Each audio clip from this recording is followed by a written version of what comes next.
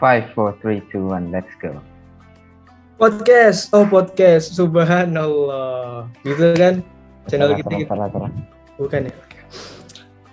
Biar lebih enak juga nih.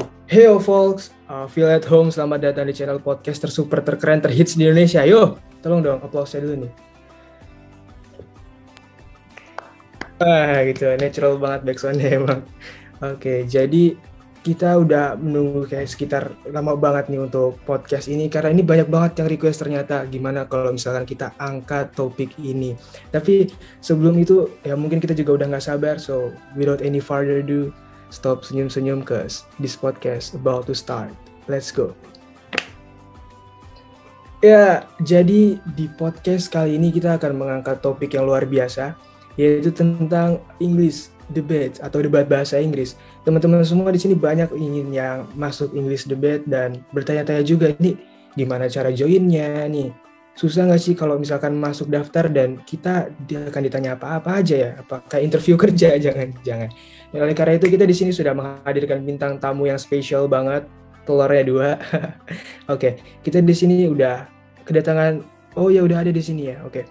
A round of applause for Kak Arga Radia. Yuk aku masuk kah?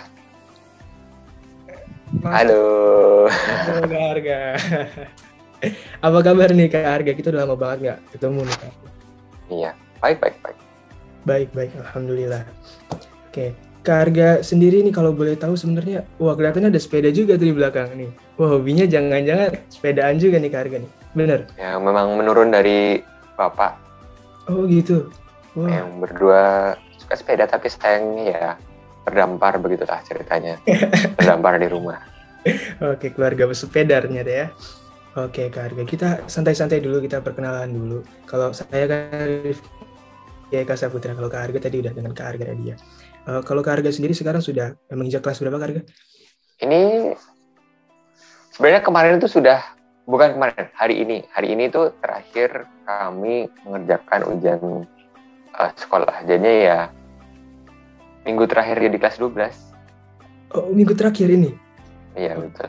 Terasa banget ya ternyata ya. Iya. Nah, ini tolong jangan background sedih, background yang senang, tolong. Oke, Kak Arga, tadi seperti yang sudah disebutkan, kita akan mengangkat topik yang luar biasa banget karena apa, ini berhubungan banget sama debat bahasa Inggris.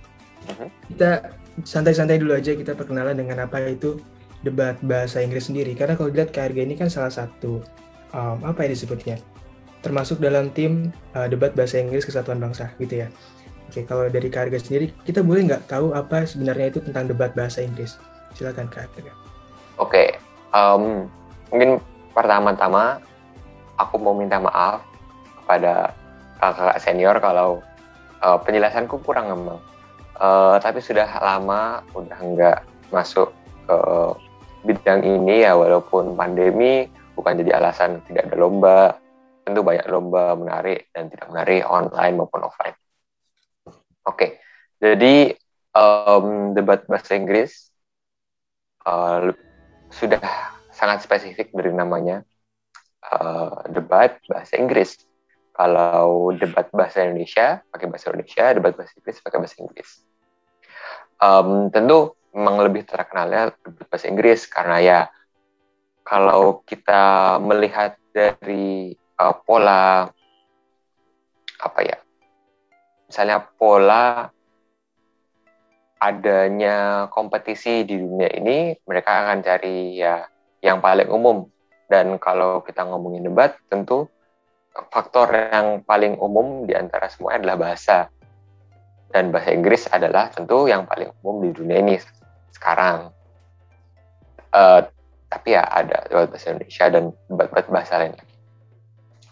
Back to the topic, debat bahasa Inggris sendiri ada banyak formnya, ada banyak jenis dan bentuknya. Bagaimana kita menyampaikan pendapat, bagaimana kita menyanggah pendapat orang lain. Begitu. Tapi kalau aku bisa bilang secara umum, debat bahasa Inggris adalah wadah atau sarana ya kita bisa dibilang untuk kita memberi pendapat, walaupun itu pendapat kita atau pendapat yang kita barusan buat saja dari sebuah mosi yang kita buat-buat. Ya intinya adalah kita mencoba untuk mendukung sesuatu secara logis dan secara teratur. Berarti itu tadi tentang debat bahasa Inggris secara general dan spesifik seperti itu ya Kak Arga.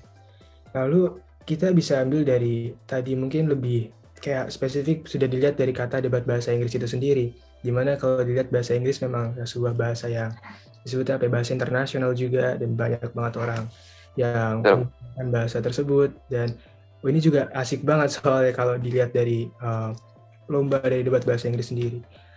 Kita masuk ke perjalanan Kak Arga nih kalau sekarang. Kan kalau dimulai dari perjalanan Kak Arga dari masa SMA, dimulai dari waktu itu ada Kak Arga masuk ke Kesatuan OSIS, SMA Kesatuan Bangsa. Lalu sempat juga ada di Science Project. Oh ya, Kak Arga juga waktu itu sempat menjadi ketua OSIS ya, SMA Kesatuan Bangsa, luar biasa sekali. Lalu masuk ke tim Science Project.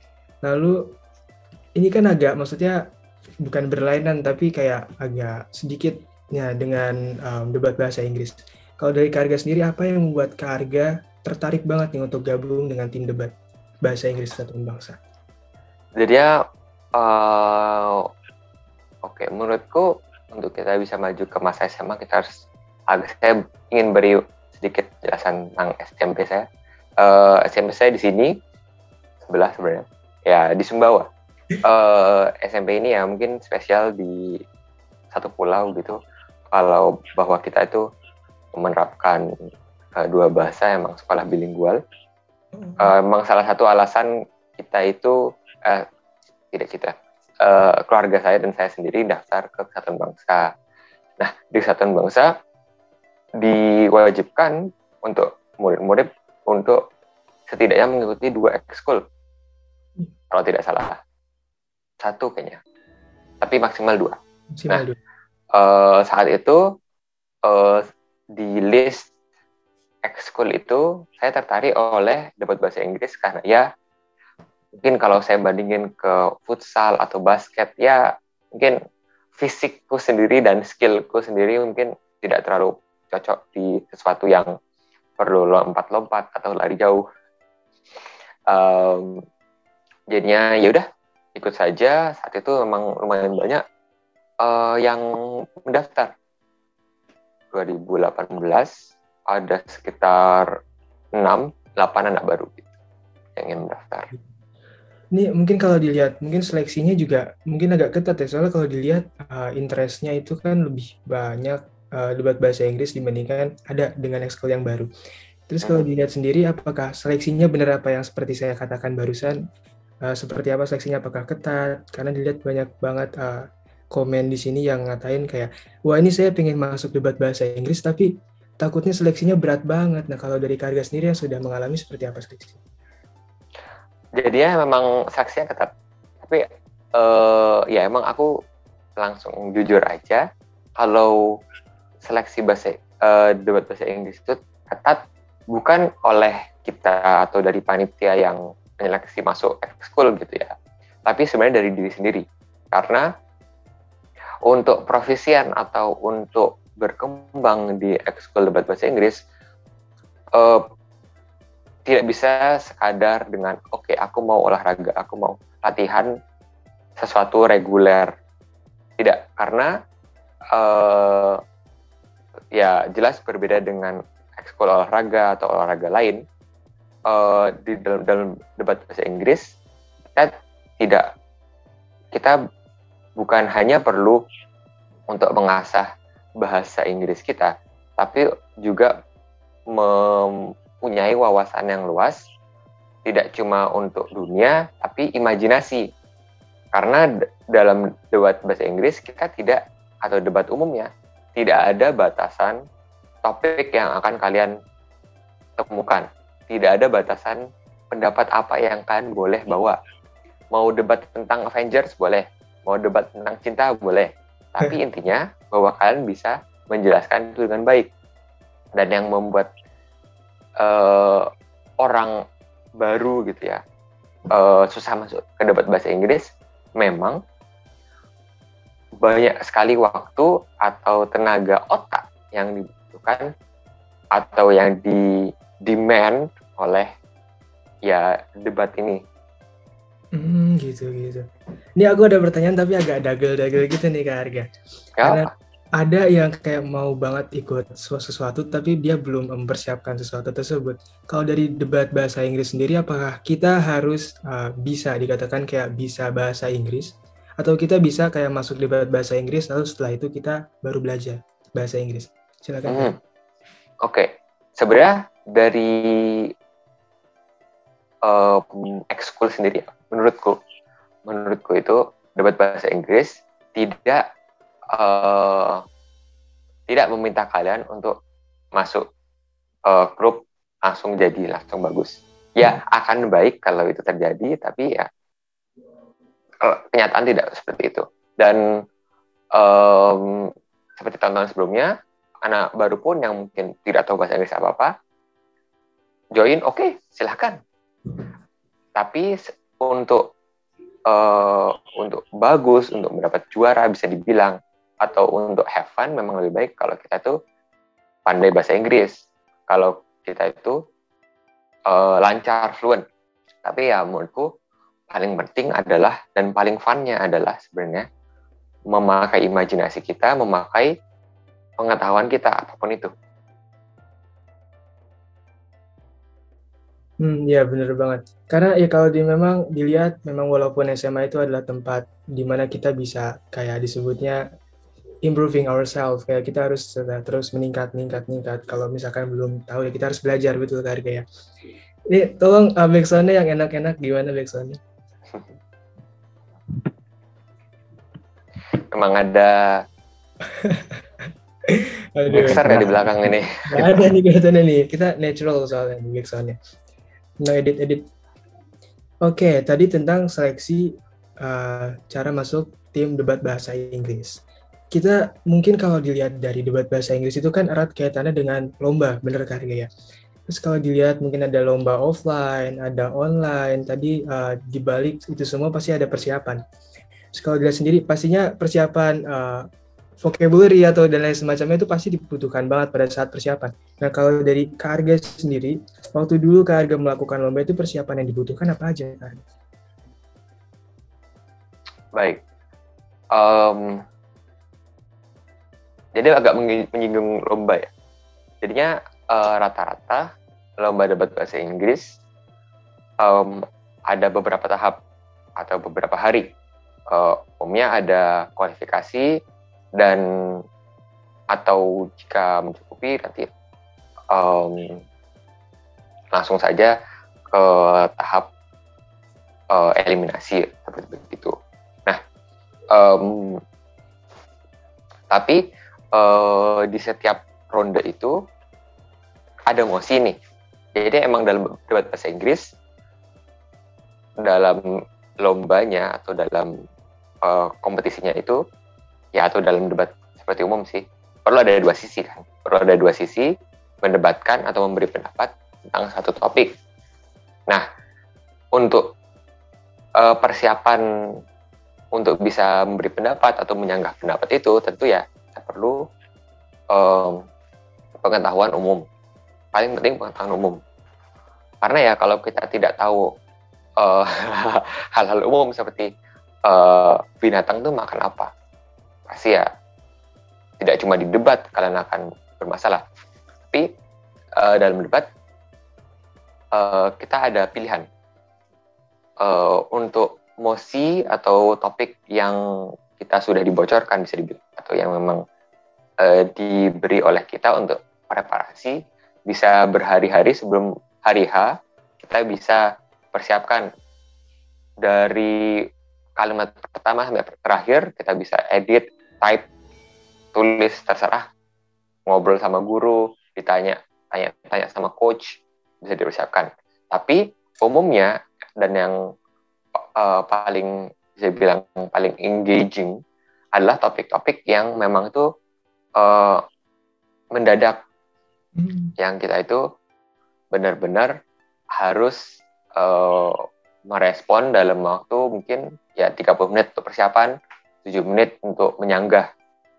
Nah, dalam hal itu, kalau kita tidak punya pengetahuan tentang hal spesifik itu, misalnya ekonomi, ya kita harus belajar improvisasi. Ya, spontan berarti Kak Arga ya? Ya, jadinya ya memang, tapi untuk topik-topik itu emang umumnya tidak terlalu susah, tidak perlu punya skill atau pengetahuan dalam bidang itu. Jadinya ya walau kalau ada tentang prepared motion atau mosi yang kita harus siapkan itu, misalnya contohnya tentang perang di Afghanistan, kita harus riset tuh. Tapi kalau untuk yang improvisasi mungkin sesimpel cinta itu buruk, misalnya begitu. Cinta monyet lah bisa bilang. Dengan improvisasi kita bisa kayak ya mencari-cari jalan keluar lah ya dari topik pembahasan tersebut. Oke, teman-teman, saya ada challenge sedikit untuk teman-teman semua karena tadi Kak Arga sempat menyebutkan mosi. Jadi supaya kita lebih asik, untuk teman-teman semua yang tahu apa itu mosi bisa tolong drop jawabannya di komen di bawah dan nanti jawabannya benar akan langsung di like oleh Kak Arga Radia. Oke, no briefing, kita lanjut ke pengalaman. Kalau ada lomba, pastinya ada pengalaman. Kalau dari Kak Arga sendiri nih, pengalaman paling berkesan dari lomba-lomba yang sudah Kak Arga terjuni dari lomba debat bahasa Inggris ini seperti apa Kak Arga? Apakah tim debatnya yang asik banget atau tadi tentang mosi seperti apa? Oke. Mungkin dalam sepanjang sejarah klub debat bahasa Inggris Kesebang, mungkin aku bukan yang paling experience gitu ya. Karena memang pertama setengah tahun kelas 11ku terpotong ya situasi ini. Ya, nah, sedangkan setengahnya lain itu kita dapat masalah bahwa karena ya minimum jumlah dalam satu tim kan 3 orang. Nah, kadang dan kita tuh dulu itu memang lumayan sedikit anggotanya. Dan agak bosan kalau dan anggota itu pun mungkin ada keperluan sendiri-sendiri. Contohnya kalau aku waktu itu juga ada OSIS, ya itu tidak terlalu sibuk aku dibanding temanku yang lain. Jadi kalau ngomongin pengalaman saya mungkin ya lebih dikit. Tapi kalau lomba-lomba, ternyata itu lomba debat bahasa Inggris itu ada banyak di Jogja. Itu hal yang aku kaget sebenarnya. Kalau memang setiap SMA di Jogja itu dari SMA 1, SMA 2, SMA 3 sampai SMA 8, nggak tahu SMA lainnya, itu punya lomba, setidaknya mereka negeri. SMA swasta lain juga ada. Jadi seringnya itu kita atau kelasku reguler ikut lomba. Ya minggu depannya lagi. Dan itu kadang-kadang mereka munculnya tuh dalam klaster-klaster gitu. Karena ya ada liburan apa atau ada ujian apa yang menghasilkan atau mengharuskan lomba-lomba ya harus mepet-mepet. Nah, ya orang bisa bilang kalau lomba ini lebih prestigious atau lebih prestisius daripada yang lain. Tapi intinya adalah semua lomba itu fun, pasti. Mungkin yang nggak fun administrasinya gitu, tapi ya biasalah administrasi. Tapi kalau dalam pengalamanku ya, walaupun tiap preparation otaknya jadi panas, tunnel vision ke musuh atau kadang setelah debat itu ya mungkin kita sore loser ya, kita tidak menerima kekalahan, tapi at the end of the day biasa orang bilang itu pada akhirnya kita sempat mengeluarkan pendapat kita satisfying banget kalau misalnya itu diterima atau jadi menang. Tapi kalau enggak ya kita tetap bisa ngomong. Sebenarnya bisa ngomong tuh seru banget sih. bisa ngomong tentang apa aja. Hmm. Ya, jadi memang pengalamanku di debat itu ya walaupun itu mengambil waktu banyak banget, ya emang mengambil waktu banyak banget. Aku senang sih bisa sok jago pakai bahasa Inggris. Aduh, tapi Kak Arga tuh hebat banget teman-teman. Ini dimulai dari dulu ada OSIS juga, beliau ada tanggung jawab di sana. Lalu ini masuk ke tim debat juga, tapi alhamdulillah untuk managing time-nya keren banget pasti sudah berhasil. Semua penjelasannya sebenarnya masuk dalam satu slogan teman-teman kalau bisa ingat, orang kuat minum debat. Wes, Bener nggak itu? enggak. Orang kuat minum obat. Oke. Tadi dilihat juga pastinya dalam suatu perjalanan hidup, apalagi tadi udah masuk ke lomba debat, ada pengalamannya, lalu ada challenge, ada struggle-nya juga tadi ya, kalau bisa dilihat. Lagi tadi Kak Arga sempat emphasize di bidang administrasinya. Lalu kalau dilihat dari segi manfaat deh, kita lebih enak nih, ada manfaat. Karena kalau dilihat pasti kan orang-orang ketika ingin masuk ke suatu bidang pasti ditanya, ini manfaatnya masuk ke sini, ada apa nih? Oleh karena itu kita akan bahas tuntas nih tentang manfaatnya. Apa saja yang bisa diperoleh kalau bisa dilihat ketika kita masuk ke tim debat OSIS Kesatuan Bangsa, keceplosan nih. Tim debat Kesatuan Bangsa. Oke, aku nggak bisa bilang ya kalau semua orang yang masuk itu mendapat benefit atau manfaat yang sama gitu ya. Karena waktu aku sendiri masuk awal-awal tuh ya kita ngomongin yang boleh diomongin aja. Debat itu bisa dibilang yang paling paling rileks gitu daripada ekskul lainnya. Kita duduk di kelas, ngobrol sama sesama, dan ya waktu itu open sih, mungkin lebih bilang daripada ekskul lainnya. Kita ngomong tuh bisa ngomong apa aja, karena memang dalam debat itu harus berani ngomong tentang apa aja, topik tentang narkoba, topik tentang prostitusi, topik tentang apa-apa aja lainnya. Maaf YouTube kalau ada masalah dari YouTube. Tapi untuk aku waktu itu manfaatnya adalah bahwa aku bisa pakai bahasa Inggris. Aku soalnya bisa bahasa Inggris bagus. Ketemu teman-teman seru, relax, nggak terlalu kompetitif. Untuk teman-temanku yang lain, aku yakin mereka bermanfaat, bahasa Inggrisnya tambah bagus. Apa lagi? Wawasannya lebih luas. Mungkin yang belum tahu tentang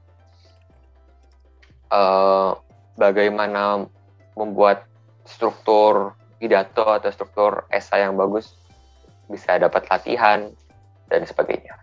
Begitu. Jadi menurutku tiap orang tuh mendapat manfaat berarti dan mencari manfaat beda. Kembali ke diri masing-masing juga ya. Betul. Jadi misalkan kita kerja keras di dalam suatu bidang tersebut, apalagi ini lomba debat bahasa Inggris, berarti kita juga akan dapat benefit yang manfaatnya. Ya kalau ya jelas kalau mau ambis gitu ya, ikut klub debat, ya pasti ada lombanya banyak, menang lomba banyak, reputasi meningkat, bisa ada teman bagus, koneksi bagus, dapat uang, bisa jadi ya. Atau ya sekedar dalam portofolio. Ya contohnya kelasku, ya faktor besar dia waktu itu lolos PBUB atau program bibit unggul UGM. Ya menurutku sih, maaf Kak Faris, waktu itu adalah dari ya kesuksesan dia. Waktu itu memang alhamdulillah menang lomba-lomba. Oh iya bener banget. Oke. Kak Arga, kita udah masuk ke pertanyaan-pertanyaan. Nggak pertanyaan sih, cuma satu lagi kayak paling terakhir. Jadi kita masuk ke kayak teman-teman misalkan kalau dalam kayak mau masuk langsung masuk ke strateginya, kayak kalau dari Kak Arga sendiri ada nggak sih strategi kecil aja kalau yang mau di-share ke teman-teman semua yang ingin masuk tim debat bahasa Inggris Kesatuan Bangsa? Strategi apa yang bisa dipakai kayak ketika kita dihadapkan dengan sebuah lomba bisa dipakai banget pada saat lomba tersebut? Oke. Bagaimana ya?